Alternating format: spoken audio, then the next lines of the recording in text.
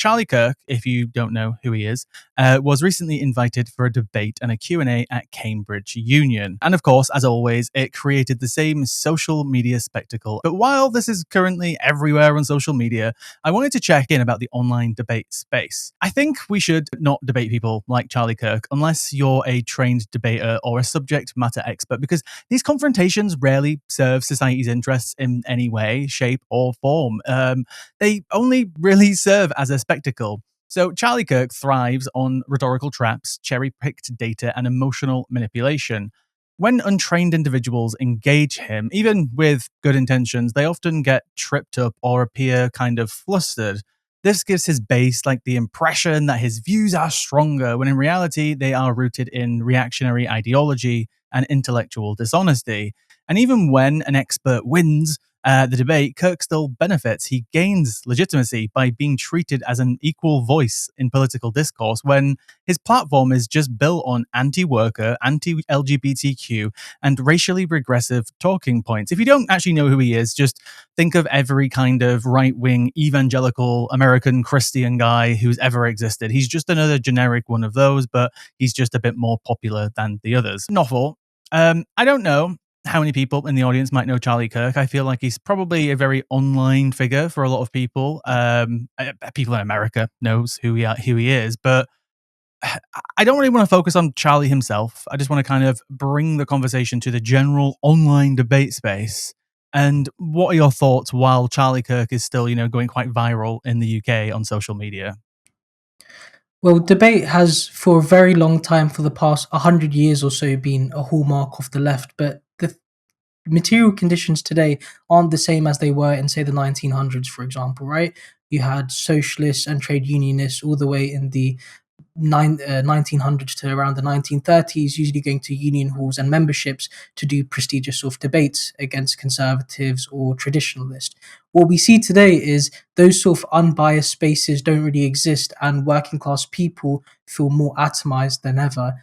The issue is, even in places like the Cambridge Union or places like Jubilee, they present themselves to be a unbiased place, but they often are not, and it's because they legitimize these views in the first place. And it goes back to what you were saying: is does the left really need to confront the far right at every single opportunity to build a strong working class movement, when we could instead just bring our interests and what exactly we want to serve working people to them directly?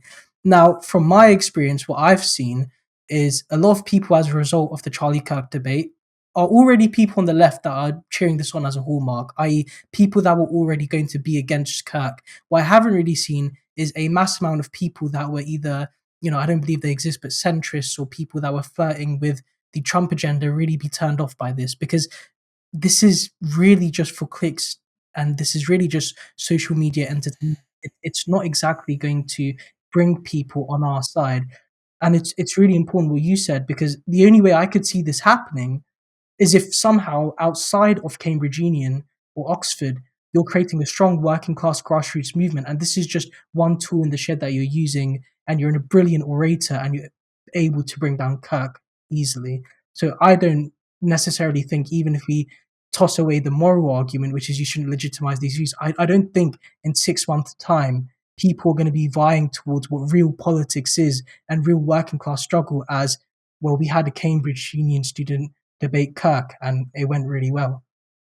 Yeah, no, absolutely. And it often just comes back to the spectacle of it. It's just entertainment for these people. It's a way for them to make lots of money, which is why I purposely didn't include, any clips or videos that have been going around in this segment, because I don't want to, because it would just further everything that I'm talking about and everything that I'm kind of against at the moment. I do believe there is space for debate. I'm not trying to say that we should suppress it. I'm not even trying to say that we should specifically, lobby, Cambridge Union or anyone else to not platform these people. But I feel like, Charlie Kirk is enticed to accept the offer simply because he knows how many clicks he'll get out of it, how much money he'll get out of it. When I was preparing this story before, just to get some, images on the first image that I used, I went onto Charlie Kirk's YouTube channel for the first time, and I was surprised about how many videos he posts a day. He can post like 5, 6, 7 videos a day, and he gets absolutely tons of views.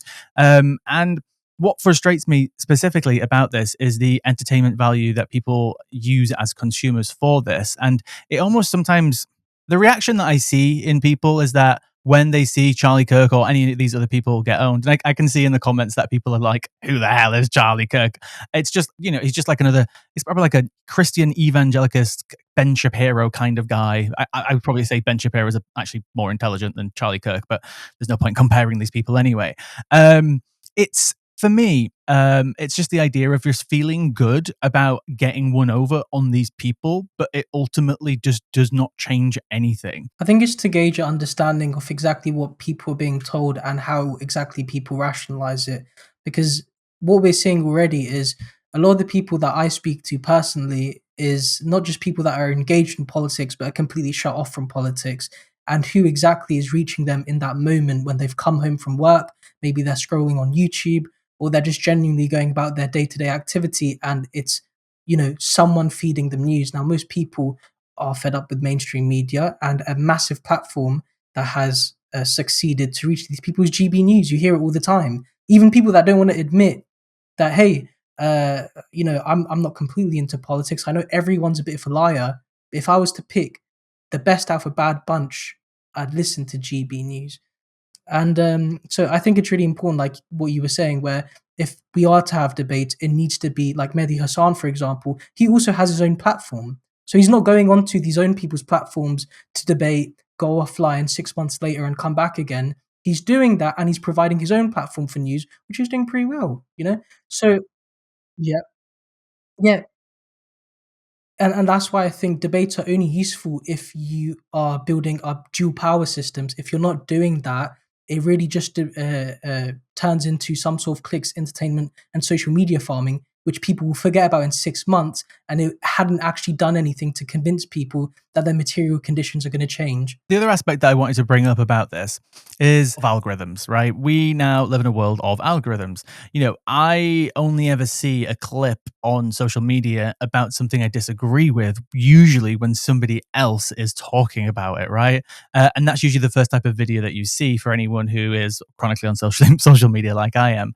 And again, we need to point out social media isn't everything. It's big, but it's not everything. There are lots of people who barely, engage on these platforms, but it is still shaping society.